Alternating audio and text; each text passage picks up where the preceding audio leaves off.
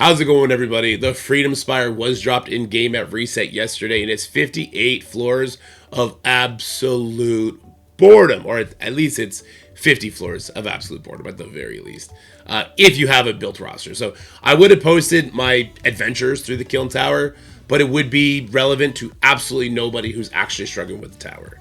But there are really good rewards in here. We got 14 million gold, I think 1,500 L4s, and most importantly, 7 gear tier 20 armory orbs. So what I'm actually going to suggest is if you look like help from me and my experiences in Kiln Tower before, check out my older video that is called Freedome Spire Guide Squads and Strats to Clear Without Peggy or Patriot. Now, I don't use Peggy or Patriot in this video, but if you have Peggy or Patriot, just use the 3 new Liberty members. They get all their war tags and they're absolutely crushing it. And I know most people had to use them for the Professor X event. What I think is a little bit more curious is if you are a newer player that did build up Liberty, those final nodes aren't going to be the concern for you. It's actually going to be the earlier ones. So I do have videos out from past Kiln floors, right? So I would actually recommend you check out that other video I just showed, plus the video here, Kiln floors with much smaller teams. This will be your Cabal nodes with much smaller teams. We got the Orcus floors in details, and a lot of people are struggling with those Kang nodes, the double Kang, just absolutely creating people to death. And then I do have save squads for the last time we ran this Freedome Spire. But I think an even better source of information is this comment section. You see a lot of people that were able to kind of finagle their way through different means through the various nodes. So I would definitely suggest perusing this comment section as well. Yeah, I guess that's about it. So we have other things to talk about today. The Accursed got a buff. Yes, a big buff. So not too long ago, I put out a video that the Accursed were amazing on offense and pretty trash on defense. And that probably got around to one of the developers, and we've had some increases. Probably not just my feedback, probably feedback from a lot of people. Now let me talk about the elephant in the room for a second, because there's going to be some people that are like, you would want every single team to be the best team in the game ever. And it's no. That's not how it works, guys. The Accursed team had giant, glaring issues that made them unplayable on the defensive side. And although I don't like putting new teams on defense, some players do. And it kind of sucks if they don't have an option. Like, that's why we want the war tag. We don't want war offense. We don't want war defense. We want the war tag on teams. That's why we want the Crucible tag on teams. Think about the Thunderbolts team. How happy are people with their Thunderbolts investment? You had to build them up for raids. You had to. Otherwise, you got to 2-tap those bio nodes. Did you really use them in the negative zone?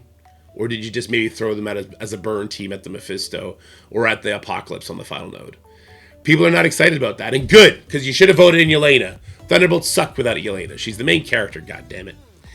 But I thought it was important to point out their weaknesses, and I guess they're going to shore up some of those weaknesses, but we're going to explore today, was it enough? And in my opinion, it wasn't enough, but it wasn't enough in a good way. So they still have this glaring niche weakness, especially if you're punching down into them. When it's on even levels, it's going to be a little bit more secured, but we also can already map out how they're going to be beating this team. What's the next Crucible team going to be? It's going to be a villain team that gets speed stat, or it's just going to be a high base speed team. And that's all it is. It is what it is, right? All right, so let's read what they're actually doing here. Commanders, we've added a couple updates to Juggernaut in the Hood to help Accursed team have more staying power on defense. Juggernaut's special, Immovable Object, has been updated so that his 20% healing now affects his Accursed allies. The Hood's passive, Demonic Thief, had the following updates. In Crucible, if this character has 3 or more Accursed allies, enemies cannot gain offense up. That's your anti-Guardian. Man, you're talking about Guardian in the last video. Captain Canada. They got to keep holding Canada down. Canada will take over Scopely if they don't keep countering them. In Crucible, if this character has 3 or more Accursed allies, the speed of this character and each ally can only be reduced by slow. So that's your anti-Emma passive. And that was important. So right now, the formula to beat Accursed is using characters faster than 125 that'll get kills on the Accursed team before they get to go. With Emma in play, the idea was bringing characters with Emma that are faster than 113 that are going to absolutely demolish. And it was very, very, very easy to make comps with her in mind. Now, the Juggernaut Special is actually going to be the thing that has the most relevance here. So Juggernaut Special healing his entire team now will stop, at least some, high speed stat AoE teams from just AoEing the entire Accursed team down. So it will stop that to a certain degree. But of course, we have rooms where healing's not a thing, right? We have heal block on some characters. I think Juggernaut special only cleanses himself. So that's something to keep an eye out for. Actually, I can go ahead and pull that up and we can go take a look at that. Let me do that right now. Characters, I'll bring you with me on that journey. Let's go to Juggernaut. And the Juggernaut special, boom, boom, boom. Increase with characters 3 or more. Reduce the ratio of all negative effects by 1 that has expired.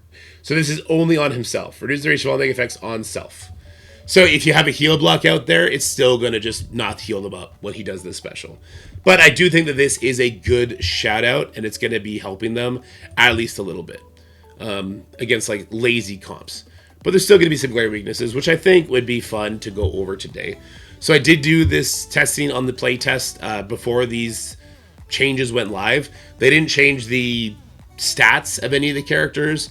Apparently the Satana's damage reduction is working on the playtest. But I always question playtest results. So all I'm doing here is I'm just bringing in characters faster than 125 that are going to do some good damage. And I actually also bring in Captain Britain here. The reason I bring in Captain Britain is because I want anti-speed bar for the Juggernaut. I'll hit the Juggernaut. I'll take his taunt off. He's not going to do his heal. He's not going to do his taunt. He's not going to get safeguard. He's not going to give safeguard. Nothing like that. So I get free reign with the first 4 characters to go crazy. And that's exactly what I do. Now, is this a good use of Captain Britain? I mean, it very well might be. This very well might be a great use of Captain Britain. Maybe we can do something like Captain Britain, Hank, Shuri, Songbird, and Quasar. And Songbird will immediately take the taunt off Juggernaut. He's not going to reapply it. I mean, as long as we don't, as long as we don't get resisted. And then we can just absolutely go for broke on the kills. And that's something that we could do. I guess he does have a reflexive taunt, so maybe that's not the best idea. But you see here, we just absolutely shred through it. Now, the enemy Accursed team was sitting here at 5 red stars. So the reason I wanted to show this footage is because even though we got the win there, they still took a turn, which can be kind of scary. I wanted to take Null out because I know a lot of people like using Null on the defensive side. So this, again, is in stage 4, so the Juggernaut healing is not a thing. And they're 5-star characters. I think that this is going to be relevant to a lot of people's experience on the live server. Why do I say that? I say that because how many of you face off against Mega Krakens that are going to have them at, 7 red stars right away? Or do you mostly going to face them between like 3 to 6 stars, right? How many of you are going to face people that have diamonds on their Accursed team right away? All right, now let's flip that script. How many of you have diamonds on Lady Deathstrike?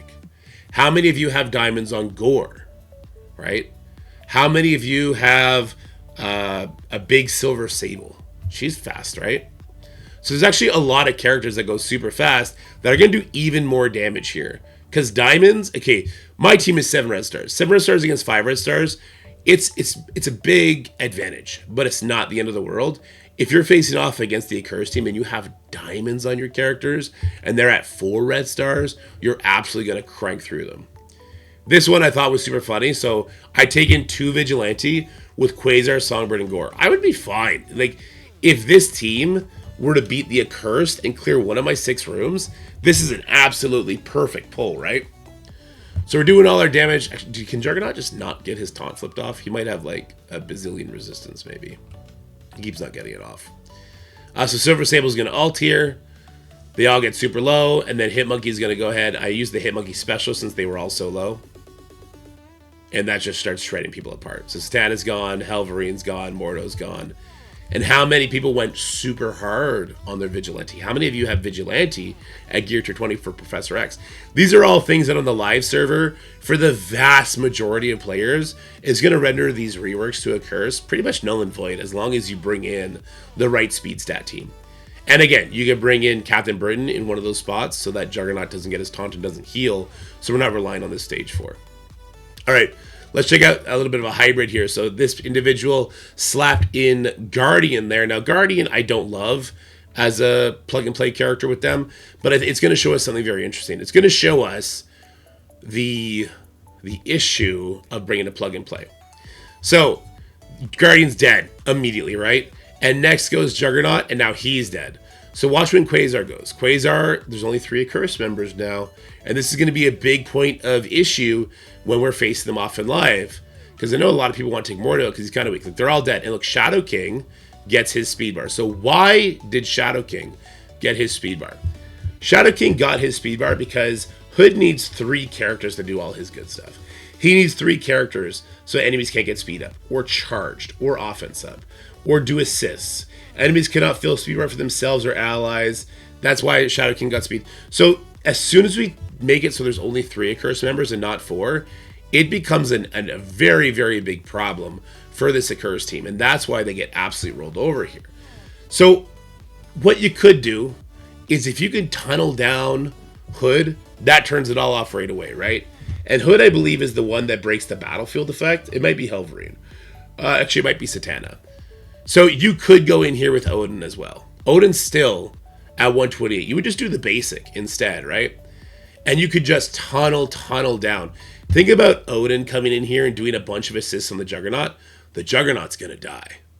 The Odin assist to 3% damage is gonna kill, right? Actually, I guess it doesn't do assist because of Hood. But he's gonna absolutely rip them apart. And he fits that bill of being faster than 125. See, even I'm getting a little bit confused now, which is good. That's a good thing. We want the team to be a little bit of a brain teaser, but not to be an impossible problem. They're definitely not, as you can see here, getting the win. Now, this, I think, is a very interesting iteration with the given changes. So Quasar, what is Quasar doing for the Accursed team? Quasar gives his entire team immunity, which is why they get that safeguard, because of Juggernaut. When Juggernaut has immunity, he gives safeguard every turn, right? So this is really good. They're better protected. So a character like Songbird doesn't really do much here except to that Quasar. Now, if that Quasar dies, then we have the same benefits we saw in the last video, right? Where we start just ignoring the anti-speed bar stuff. But does the Quasar really save them? It doesn't give them defense up. So they're still as weak to attacks as they were before. Helverine is placed in a bad position here as well, because if Helverine dies, then the entire team just loses all their gusto, right? So Helverine's now dead. This is going to give Shadow King speed bar now. Since one of the Accursed members is dead, there's only 3 left. Shadow King's going to go, and now Shadow King can take out the Hood. Shadow King, I believe, is tied with Satana on speed. So take that as you will. Actually, is Satana 124 or is she 125? Let me do a quick little test, quick little check. Satana is 125, so her and Shadow King are tied. But yeah, look at that. So I'm not terribly concerned with these buffs. I think these buffs do a good job in kind of straddling that line of making them not trash, but also they still have that big glaring weakness. And if you're in the know and you're using the proper teams against them, you're gonna win. It's just a matter of fact. They're too slow. They're too slow. They don't have defense up on spawn. And if they did have defense up on spawn, we would have characters like Songbird that would immediately flip it, so it doesn't really help them. Unless they had defense up on spawn, and then you brought Quasar with them, and now you're cooking. But they didn't do that, which is good. That's good. All right, besides that, I did want to show this last footage. There's something super bugged here. None of this made any sense.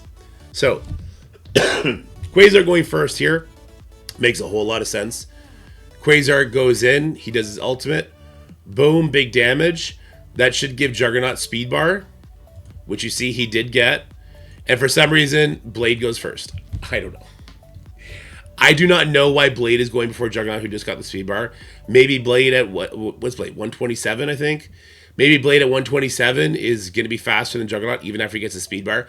That's possible. But the big question is, why didn't my Agatha go? Because Agatha should be a villain getting the speed stat from Man-Thing, so she should be absolutely cranking. I did already send this to developers. Agatha should have went first, and then I guess if Blade's natural speed stat still makes him go before Juggernaut, great. He's just going to crank through it, right? So I do think Night Stalkers still have the potential to come in here and just wax the Accursed team, which is interesting. Look, my recommendations remain the same. I strongly recommend the Accursed on offense. I think what they did to them is going to make them even better on offense. And that's great. That's great. So they're even better on offense now. They have the glaring weakness on defense. And they're a little bit better if you're facing off against less knowledgeable players. Cool. All right, that's kind of how I feel about those Accursed buffs. I know people were asking me about that. I wanted to give you a shout out to to everyone taking part in the Match Masters campaign. We've already raised nearly $1,300. Remember, half of this is going to be going to the people that take part in the campaign. So if you want to jump in on the fun, and it is a really fun game. It's PvP Bejeweled. You can download the game using this QR code, and any amount of trophies that you get will help earn you raffles for the giveaway. We're pushing more on this campaign than I ever thought possible for any campaign. So we're probably going to be doing big giveaways for this one. It's either going to be $50 or $100 giveaways. That's going to be in 25 days left on the campaign. Then it's 30 days to process the money. So that'll be 55 days from now. That's a long time. But we still have the Realm of Pixel one that is going to be paid out on Monday the 9th.